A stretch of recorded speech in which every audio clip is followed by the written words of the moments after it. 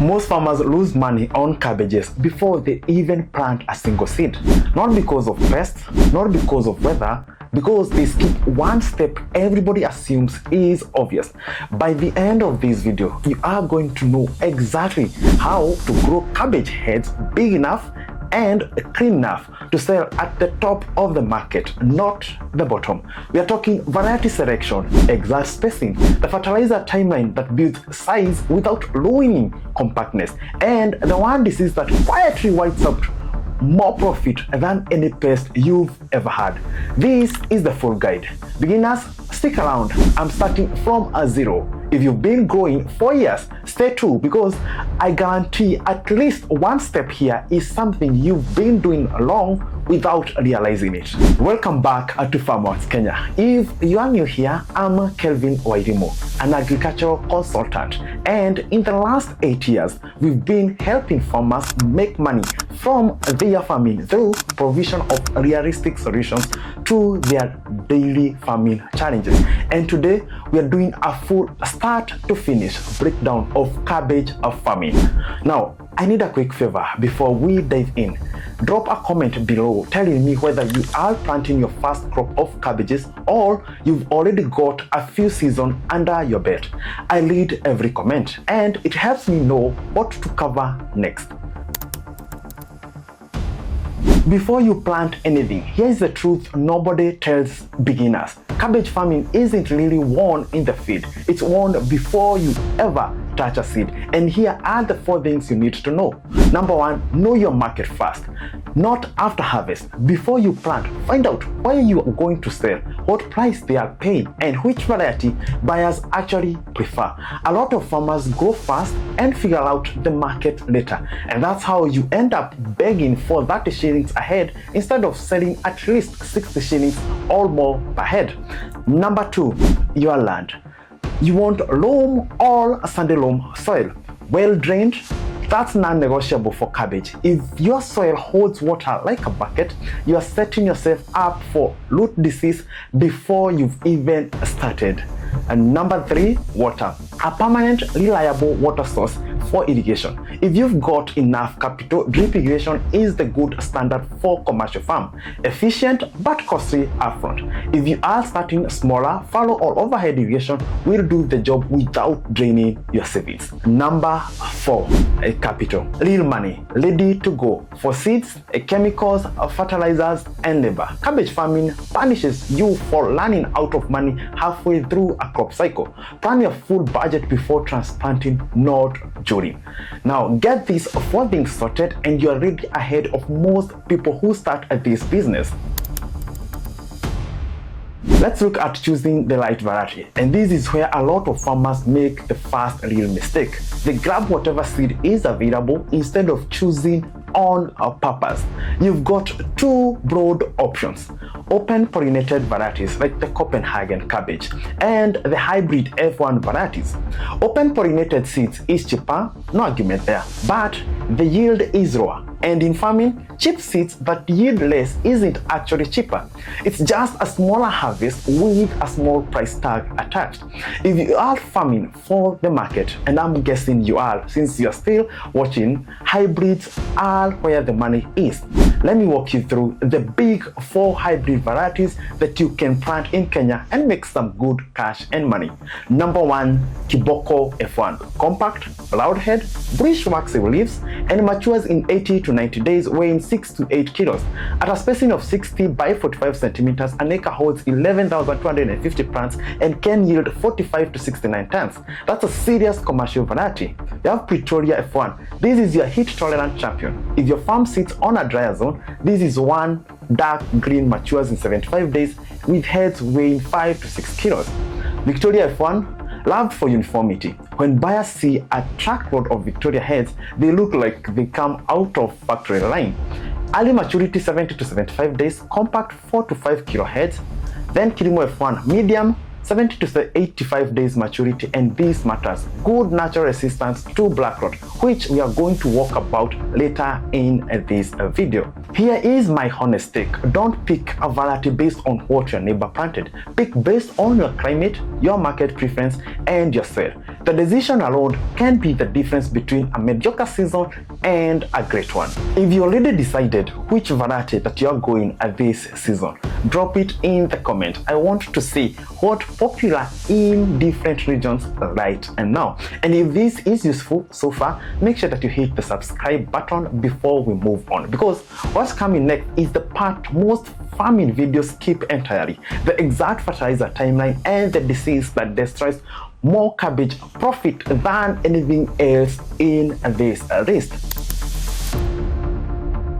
Let's focus on when is the best time to plant cabbages in Kenya, because timing is everything when it comes to farming. When you plant matters almost as much as what you plant. The rule of thumb is time your planting so harvest lands during the dry months.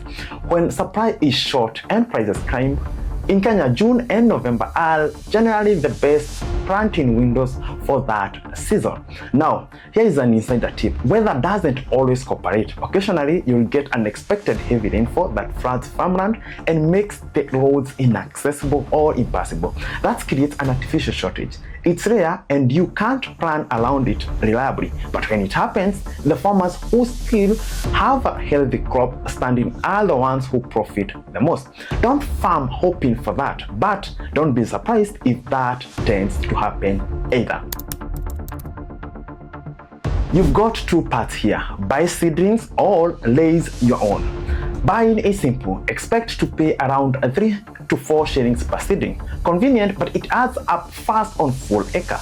Raising your own is cheaper, roughly 60 to 100 grams of seeds per acre, but it takes more attention. If you are raising your own, here is the process. Build a seed bed with loose soil. Sow your seeds sparingly, don't crowd them.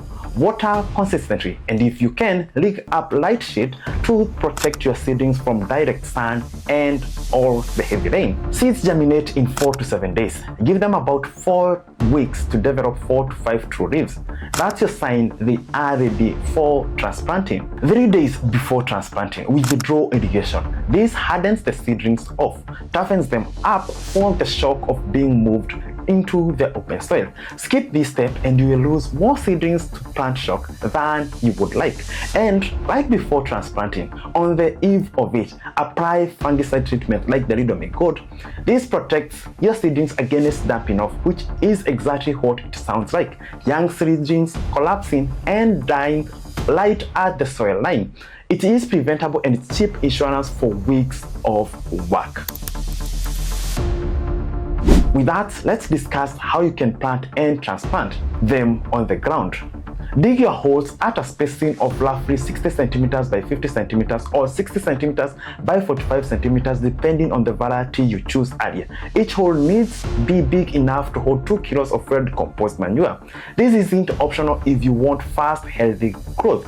It is the foundation everything else builds on. Transplant your 4 to 5 leaf seedlings into the center of the hole and water immediately. Then drench the area with a cutworm treatment and a root enhancing solution.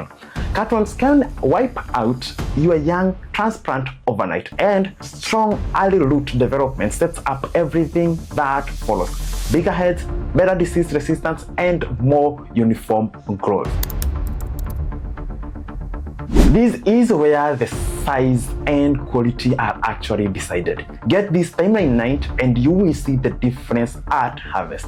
Don't apply DAP fertilizer directly at planting. Instead, top dress with it about 14 days after transplanting. 1 month after transplanting, top dress with NPK 23-23-0. This blend is high in nitrogen, which drives shoot growth, and high in phosphorus, which builds deep and strong roots. 2 months after transplanting, you can apply CAN fertilizer. But there are 2 important things here. First, only apply fertilizer to wet soil or water immediately after applying it, and keep fertilizer off the leaves and stem. Direct contact can scorch the plant. Second, and this one catches a lot of farmers out, stop applying high nitrogen fertilizers like DAP, urea, or that NPK 23-23 blend in the final months before harvest. Nitrogen late in the cycle slows down the head folding and compactness, which means a looser, less marketable head right when you need it tightest. I said I would come back to this, and here it is: black rot. is a bacterial disease and is sneaky because it doesn't look dramatic at first. You will see a V-shaped lesion creeping from the edge of the leaf, dull yellow at first, then the center browns and dries out. Symptoms usually show up 10 to 14 days after infection, sometimes longer if the temperature aren't ideal. Left unchecked, it can take over most of the leaf. How does it spread? Mainly through infected seeds or seedlings, and from farm to farm through workers and equipment that haven't been cleaned. Here is your defense plan.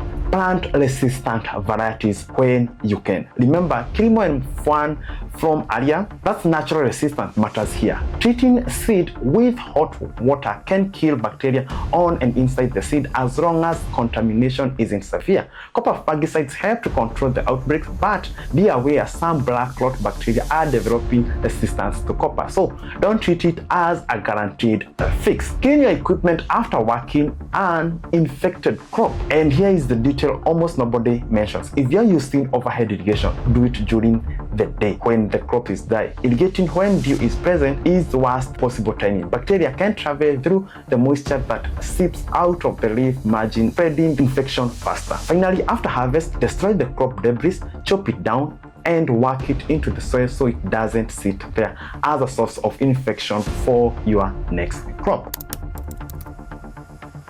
Let's just bring it all together. Know your market and your land before you plant. Choose your variety based on climate and demand, not habit. Time your planting for the dry season. Raise strong and hardened seedlings. Transplant with proper spacing and manure. Follow the fertilizer timeline and stop nitrogen early to let the head tighten up. And protect your crop from backrot with clean practices and a smart irrigation timeline. Do all of that and you are not just growing cabbages, you are growing cabbages that sell at the top of the market. If this video saved you from a mistake or taught you something you didn't know, that's exactly why we make this. Hit the subscribe button so you don't miss what's coming next, because in the next video I'm breaking down the cost of cabbage farming per acre. How much do you incur? Also, don't forget to drop a comment and tell me what's your biggest challenge with cabbage farming right now. I will be picking the questions from the comments to answer in the future videos. Thanks for watching, and I will see you in the next one.